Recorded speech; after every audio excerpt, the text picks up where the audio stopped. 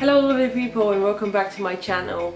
In this video today I will be taking you through my organization tricks which optimize my time management skills towards a more productive life. But before I get into the video, hit that subscribe button right now like your mama hit you when you were little, or I'ma hunt you down. Just joking, I won't hunt you down, but subscribe just in case. Do you usually find yourself in a situation where you just have so much on your plate you can't even begin to think which thing to do first? Well, I'm there all the time, almost every day. So I'm going to get you through some of the things that I do on a regular basis in 1 week so that you can get the idea of how many things I do and how I optimize my time in order to do all these things. Learning Spanish and Greek, going to university, working at the gallery, doing a couple of online courses, doing freelance social media management, writing as a research paper, recording videos and editing them, working on a commission, hanging out with my partner and friends, talking online with my family, cleaning my flat, and rarely taking some Boyana time. So, here are the tips. Number 1. Prioritize. Think about what is the most important thing that you need to do. Is there a deadline that you need to meet? Which task is going to help you towards your personal development or your work? And then what is the most important thing right now? Is it your work or your personal development? You're not going to have time to do everything all at once. So think about the task which is the most important to you right now and just focus on that. Tip number 2, set deadlines. Give yourself a date when you have to be done with this task,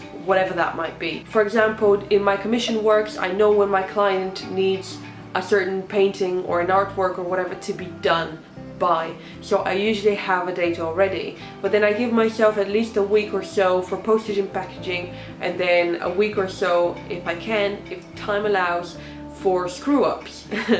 Because you need to account for failure. Always account for failure. If I don't have a deadline set by the client, I usually set it myself in order to work consistently on the task and not completely forget it or work on it towards the last minute, which is never a good idea, let's face it. Tip number 3. Write things down. Have a physical or an online journal and write down all of your tasks, everything that you need to do. From then on, you can prioritize your tasks and start planning what you need to do today in order to help yourself tomorrow. Tip number 4, set up a routine and stick to it. I think the second part is actually the harder part. So what time do you get up in the morning? What do you eat in the morning? Do you exercise? Do you snooze your alarm? Do you go on your phone straight out of bed? Everything that you do in your day is your routine.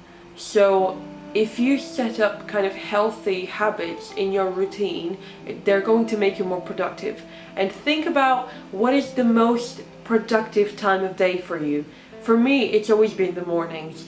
I have friends who work the best at night. So think about what works the best for you and how can you optimize that time. Can you use that time to your advantage? Use that time towards working on your most urgent tasks. And tip number 5, just do it. But do it in small doses. What is the smallest thing that you can do today that can help you tomorrow or in 10 years? And now it's time for some harsh love. Just get off your butt and start working. Your goals won't come to you. Your dream job won't come to you. Your new artwork won't make itself. Your paper won't write itself. You need to make things happen, and you have the power to change your life or to make it better. I know it's harsh, or you might be thinking, oh yeah, but she doesn't know my situation. You know what? Everybody has situations all the time.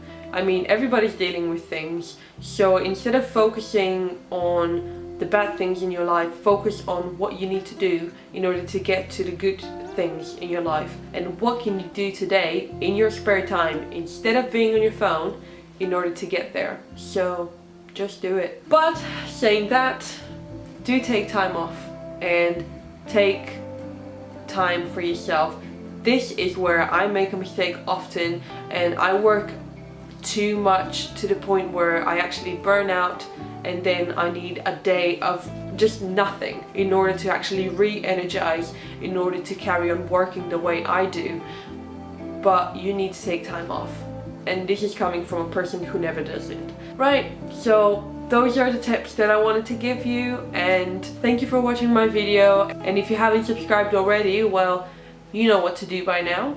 And I will see you in my next video, which will be up next Tuesday at 6 p.m. UK time. And until then, until!